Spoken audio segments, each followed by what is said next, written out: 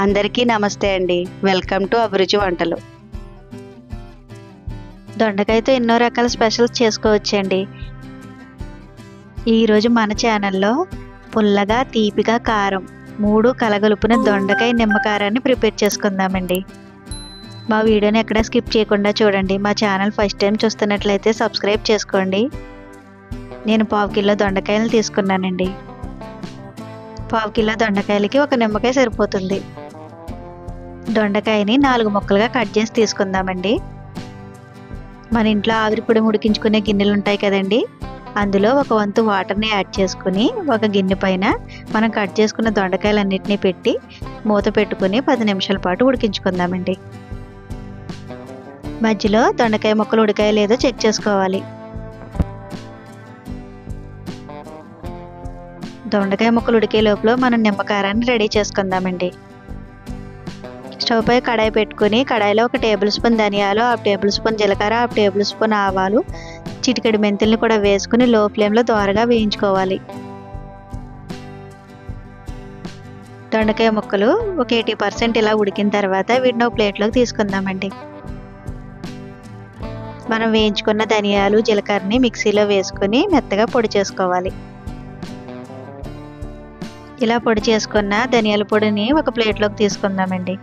ఇందులో 1 table spoon కారం, cut చేసుకున్న 2 పచ్చిమిర్చిని, రుచికి సరిపడా సాల్ట్, 1 టేబుల్ స్పూన్ బెల్లాన్ని వేసుకొని వీటన్నిటిని ఒకసారి బాగా కలుపుకోవాలి.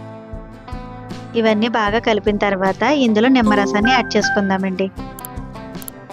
నిమ్మరసం వేసిన తర్వాత బాగా కలుపుకొని అవసరమైతే 2 స్పూన్లు వాటర్ని యాడ్ చేసుకుని ఒక పిండి ముద్దలా రెడీ చేసుకోవాలి. మా వీడియో నచ్చితే ఒక లైక్ ఇవ్వండి ఫ్రెండ్స్. మీరు ఇచ్చే లైక్ మాకు చాలా బూస్టింగ్గా ఉంటుందండి. స్టవ్ పై కడాయి పెట్టుకుని కడాయిలో 2 టేబుల్ స్పూన్ ఆయిల్ వేసుకోవాలి. ఆయిల్ బాగా హీట్ అయిన తర్వాత 2 టేబుల్ స్పూన్ల పల్లీలను వేసుకొని దోరగా వేయించుకుందామండి. ఇలా దోరగా వేయించుకున్న పల్లీలను ఒక ప్లేట్లోకి తీసుకుందామండి.